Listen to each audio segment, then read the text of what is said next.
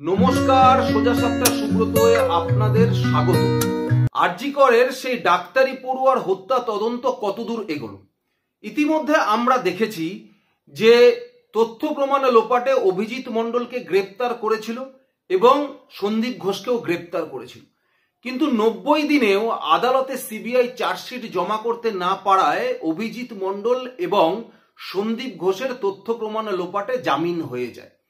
এবং বারবার আমরা এটাও দেখেছি যে সুপ্রিম কোর্টে ইতিমধ্যে 7 বার তাদের তদন্তের রিপোর্ট জমা দিয়েছে মুখ বন্ধ খামে সিবিআই। সুপ্রিম কোর্ট তাদের তদন্ত নিয়ে সামনে প্রকাশ্যে কোনো কথা বলেনি, কিন্তু একবারও এটাও স্বীকার করেনি বা সিবিআই কে ভৎসনাও করেনি যে সিবিআই তাদের তদন্ত ঠিকমতো এগোচ্ছে না। কিন্তু তিলোত্তমার বাবা মা সিবিআই এর উদ্দেশ্যে বলেছেন যে সিবিআই ডাহা মিথ্যা কথা বলেছে সুপ্রিম কোর্টে। সিবিআই বলেছে যে প্রতিনিয়ত আমরা তিলোত্তমার বাবা মার সাথে যোগাযোগ রাখছি, যেটি প্রাক্তন প্রধান বিচারপতি ডিওয়াই চন্দ্রচূড় সিবিআই কে বলেছিলেন আপনাদের তদন্তের গতিবিধি প্রত্যেকটা ক্ষেত্রে কি হচ্ছে না হচ্ছে তিলোত্তমার বাবা মাকে সে বিষয়ে আপডেট দিতে। কিন্তু সিবিআই গত শুনানিতে সুপ্রিম কোর্টে বলেছেন যে আমরা তাদের সাথে যোগাযোগ রেখেছি, কিন্তু তিলোত্তমার বাবা মা বলেছেন যে সিবিআই আমাদের সাথে কোনো যোগাযোগই রাখেনি। এমনকি 90 দিনের মধ্যে যে তারা চার্জশিট জমা করতে পারবে না সে বিষয়ে কিন্তু তারা কিছু জানায়নি। তাই পরবর্তীকালে তারা আবার কিন্তু সেই বিচারকের শরণাপন্ন হয়েছেন বিষয়টিকে নিয়ে। দেখুন, ইতিমধ্যে একটি গুরুত্বপূর্ণ তথ্য এসেছে। সেই 9 আগস্ট থেকে 10ই আগস্ট এই একটা দিন হাজারো প্রশ্নের জন্ম দিয়েছিল যে এই যে তিলোত্তমা বা ডাক্তারি পড়ুয়ার হত্যা হয়েছিল, এই ডাক্তারি পড়ুয়া রাতে কাদের সাথে বসে ডিনার সেরেছিল, কারা প্রথম তিলোত্তমার সেই দেহ দেখেছিল, যে সেমিনার রুমে তিলোত্তমার দেহ পাওয়া গেছিল সেই সেমিনার রুমটি কি সেই সেমিনার রুমেই কি তিলোত্তমার খুন হয়েছিল নাকি অন্য কোথাও খুন হয়েছিল, পরে সেই দেহ এনে সেই সেমিনার রুমে রাখা হয়েছিল। কেন সেমিনার রুমের পার্শ্ববর্তী সেই সংলগ্ন রুমকে তড়িঘড়ি সংস্কার করবার জন্য ভেঙে ফেলা হলো, কেন তিলোত্তমার সেই দেহ পোস্টমর্টেম করবার জন্য দ্বিতীয়বার পোস্টমর্টেম করবার জন্য কেন রেখে দেওয়া হলো না, কেন তড়িঘড়ি তিলোত্তমার বাবা মাকে প্রেসার ক্রিয়েট করে তার দেহ সৎকার করে দেওয়া হলো, কেন 14 ঘন্টা পরে এফআইআর করা হলো এবং এফআইআর এর বয়ান বদল করা হলো, একাধিক প্রশ্নের কিন্তু জন্ম দিয়েছিল। তার সঙ্গে সঙ্গে এটাও বাংলার মানুষ দেখেছিল সেই 14ই আগস্টের সেই ভয়ঙ্কর রাত, যে রাতে একাধিক দুষ্কৃতী আরজি কর মেডিকেল কলেজ হাসপাতালে ঢুকে সেখানে ভাঙচুর চালায় সেই সেমিনার রুম, এবং আমরা দেখেছিলাম যে একাধিক পুলিশ কর্মী আহত হয়েছিল। ডাক্তাররা অবশেষে বলেছিলেন যে যদি আমাদের নিরাপত্তা ঠিকঠাক ভাবে না করা যায় তাহলে আমরা আরজি করে আর রোগীদের চিকিৎসা করতে পারবো না, তারা নিরাপত্তার অভাবে ভুগছিল। পরবর্তীকালে আমরা দেখেছি সুপ্রিম কোর্টের রায়ে সেখানে কেন্দ্রীয় বাহিনী নিরাপত্তার দায়িত্ব নিয়েছে। কিন্তু কি এমন রিপোর্ট যেটা এই মুহূর্তে আসলো? দেখুন, যখন সিবিআই 5 দিন পরে যখন এই তদন্তভার হাতে নেয় সেই সময় একাধিক সময় অভিযোগ উঠেছে যে এই রাজ্য সরকার তথ্য প্রমাণ লোপাট করেছে এবং একজনকেই অপরাধী হিসাবে চিহ্নিত করা হয়েছে, সেটা হলো সঞ্জয় রায়, এক সিভিক ভলেন্টিয়ার, এবং তাকেই সিবিআইয়ের হাতে তুলে দেয় এই কলকাতা পুলিশ, এবং এই সঞ্জয় রায়ের বিরুদ্ধে একাধিক তথ্য প্রমাণ সিবিআইয়ের হাতে তুলে দিয়েছে এবং শিয়ালদা কোর্টে সঞ্জয় রায়ের বিরুদ্ধে চার্জ গঠন হয়েছে এবং প্রত্যেক দিন নিয়ম করে তার বিচার প্রক্রিয়া চলছে। কিন্তু কি এমন তথ্য এসেছে যে একাধিক প্রশ্নের বিগত দিনে যে প্রশ্নগুলোর জন্ম দিয়েছিল সেই কোন প্রশ্নের উত্তর এই মুহূর্তে পশ্চিমবঙ্গের সাধারণ মানুষ পাচ্ছে, এটাই এখন জানার বিষয়। দেখুন, সিবিআই এর তদন্ত হাতে নেওয়ার পরে যখন কেন্দ্রীয় ফরেন্সিক ল্যাবরেটরি থেকে যখন সিএফএসএল যে প্রতিনিধিরা আসে, তারা সেই সেমিনার রুম প্রায় 3 ঘন্টা 40 মিনিট ধরে পর্যবেক্ষণ করে, বিভিন্ন অ্যাঙ্গেলে তারা পর্যবেক্ষণ করে। সেমিনার রুম ঢোকার জায়গা, বেরিয়ে যাওয়ার জায়গা, লিফট, সবকিছু তারা পুঙ্খানুপুঙ্খানুভাবে তদন্ত করে এবং সেখান থেকে যা যা তারা পেয়েছিলেন সে সমস্ত তারা নিয়ে গেছিলেন দিল্লিতে, এবং পরবর্তীকালে সেই সিএসএফএল এর যে রিপোর্ট সেই রিপোর্ট কিন্তু হাতে এসে গেছে। সেই রিপোর্টে পরিষ্কারভাবে বলা হচ্ছে সেই যে সেমিনার রুমে তিলোত্তমার দেহ পাওয়া গেছে, সেই সেমিনার রুমে তিলোত্তমার দেহর উপরে যে অত্যাচার করা হয়েছে, যে তাকে ধর্ষণ করে খুন করা হয়েছে, যে তার উপরে বল প্রয়োগ করা হয়েছে, এরকম কোনো কিছু কিন্তু সেই সেমিনার রুমে পাওয়া যায়নি। কোনো কিছু সেই সেমিনার রুমে পাওয়া যায়নি। বরং তিলোত্তমাকে যে চাদরে মোড়া ছিল সেই চাদরে দুটো জায়গায় মাত্র রক্তের দাগ আছে।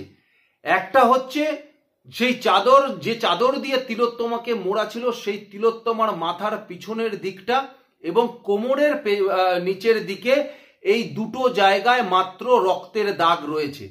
যেটা থেকে এই রিপোর্টে উঠে এসেছে বা এই রিপোর্ট নিয়ে যে সমস্ত কেন্দ্রীয় ফরেন্সিক টিম তদন্ত করেছে বা পর্যবেক্ষণ করেছে, পরীক্ষা নিরীক্ষা করেছেন, তারা বলছে যে এর সাথে পোস্টমর্টেম রিপোর্টের আকাশ পাতাল তফাৎ হচ্ছে। কারণ পোস্টমর্টেম রিপোর্টে যে জায়গায় আঘাতের চিহ্ন আছে, তাকে যে চাদরে তার দেহকে মোড়া ছিল সেই চাদরে কিন্তু সেই সব জায়গায় কোনো আঘাতের চিহ্ন নেই।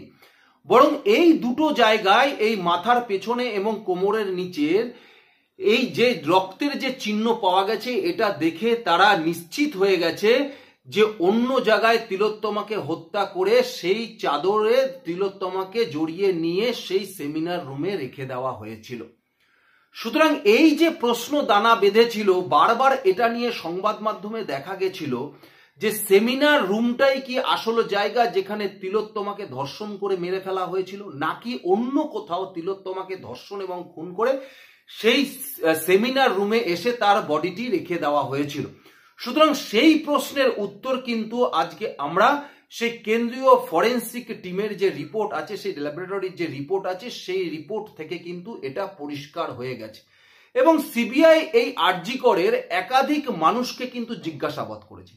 আপনাদের মনে থাকবে যে সিবিআই বারবার সুপ্রিম কোর্টে বলেছে এটা বৃহত্তর ষড়যন্ত্র, এবং বারবার বলেছেন যে যাদেরকে ডেকে জিজ্ঞাসাবাদ করা হচ্ছে তারা কিন্তু একাধিকবার তাদের বয়ান কিন্তু পরিবর্তন করছে, যার ফলে আসল ধর্ষককে, আসল অপরাধীকে তাদের চিহ্নিত করতে, তাদের ধরতে কিন্তু সিবিআই এর আরো বেশ কিছুদিন টাইম লাগবে। এটা কিন্তু সিবিআই বারবার কিন্তু সুপ্রিম কোর্টে জানিয়েছে। এবং যে জিনিসটা উঠে আসছে যে সেদিন রাতে, সেই 9 আগস্ট রাতে 12টার সময় যখন তিলোত্তমা সেমিনার রুমে বসে তারা ডিনার সেরেছিল, তার সাথে যে আরো 4 জন ছিল, তার মধ্যে পিজিটি ছিল ডাক্তার সৌমিত্র রায়, ছিল অর্ক সেন, ছিল হাউস স্টাফ গোলাম আজম, ছিল ইন্টার্ন ডাক্তার শুভদীপ সিনহা মহাপাত্র। এই 4 জন মিলে তারা সেই রাত্রে ডিনার সেরেছিল। এবং পরে যখন সৌমিত্র রায়কে ডেকে সিবিআই জিজ্ঞাসাবাদ করে, সৌমিত্র রায়ের বয়ান অনুযায়ী রাত 2:19 তিনি সেমিনার রুমে যায় এবং তিলোত্তমাকে ঘুম থেকে ডেকে তোলে, একটি রোগীর কথা বলে এমার্জেন্সি বেসিসে। তখন তিলোত্তমা তাকে বলেন যে অন্য একজন ডাক্তারকে ফোন করবার কথা, এবং 2:19 নাগাদ সেমিনার রুমে তিলোত্তমাকে লাল কম্বলে ঘুমাতে দেখেন ডাক্তার অর্ক সেন। 2:50 নাগাদ সেই হাউস স্টাফ গোলাম আজম, যিনি সেই তিলোত্তমার সাথে ডিনার সেরেছিলেন, তিনি সেই সেমিনার রুমে গিয়ে কাউকে দেখতে না পেরে সেই সেমিনার রুমের দরজাটা বন্ধ করে আসে। এবং পরবর্তীকালে সঞ্জয় পুলিশকে যে বয়ান দিয়েছিল, যে বয়ান তিনি সিবিআই এর কাছেও দিয়েছিল, যে তিনি যখন সেমিনার রুমে গেছিল সেই সেমিনার রুমে গিয়ে দরজা খোলা দেখেছিল। তাহলে যদি হাউস স্টাফ গোলাম আজম সেই সেমিনার রুমের দরজাটা বন্ধই করে দিয়ে আসে, তাহলে সঞ্জয় গিয়ে সেই সেমিনার রুমের দরজা খোলা দেখে কি করে? তাহলে সেই গোলাম যখন বন্ধ করে আর সঞ্জয় যখন দরজা খোলা দেখে, তাহলে তার মুহূর্তে সেই বন্ধ দরজাটা খুলেছিল কে সেমিনার রুমে? এখানেই কিন্তু লুকিয়ে আছে হাজারো উত্তর। সুতরাং এই জায়গাটা ধরে সিবিআই কিন্তু তার তদন্ত এগিয়ে নিয়ে যেতে চাইছে। এবং পরবর্তী দিন সকালবেলায় যখন সৌমিত্র পরবর্তী দিন সকালবেলায় 9:35 তিলোত্তমাকে দেখতে না পেয়ে সেমিনার রুমে যায় সেই ডাক্তার সৌমিত্র, যিনি তিলোত্তমার সাথে রাতের ডিনার সেরেছিল। এবং সেই সেমিনার রুমে গিয়ে সেই টেবিলের পাশে তিলোত্তমার দেহ পড়ে থাকতে দেখে আসেন এবং তারপরে সঙ্গে সঙ্গে অর্ককে ফোন করেন সকাল 9:30টার সময়। এটা উনি সিবিআই কে জানান, কিন্তু অর্ক সিবিআই কে জানিয়েছে যে আমাকে 9:30টায় ফোন করেনি, আমাকে 9:35-এ ফোন করে। কিন্তু অর্ক সেমিনার রুমে দেখেন তিলোত্তমার নিধর দেহ। যখন সৌমিত্র অর্ককে ফোন করেন সেই মুহূর্তে অর্ক কিন্তু সেমিনার রুমে যায় এবং সেমিনার রুমে গিয়ে তিনি তিলোত্তমার দেহ দেখে এবং আর চিৎকার করে বলতে থাকে তিলোত্তমার সঙ্গে কিছু একটা ঘটে গেছে, তিলোত্তমার সঙ্গে কিছু একটা ঘটে গেছে। পরে সেমিনার রুম থেকে বেরিয়ে এসে প্রিয়াগিরি, পূজা রায় এবং ডাক্তার ভ্যানিলা কৃষ্ণনকে খবর দেয় অর্ক। সেই সময় অর্কর মুখে সুইসাইডের কথা শোনেন এই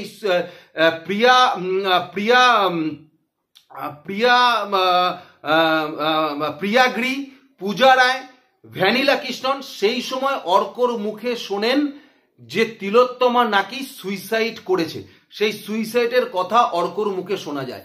তাহলে যে অর্ক সেই সেমিনার রুমে গিয়ে তিলোত্তমার দেহ দেখে বাইরে বেরিয়ে এসে চিৎকার করে বলে তিলোত্তমার সাথে কিছু একটা হয়েছে, সেই অর্ক যখন অন্য জায়গায় গিয়ে খবর দেয় সেই তিনজনকে, সেই তিনজনের কাছে গিয়ে বলে যে তিলোত্তমা সুইসাইড করেছে। এই কথাটা অর্ক কেন বলল এ বিষয়ে কিন্তু প্রশ্ন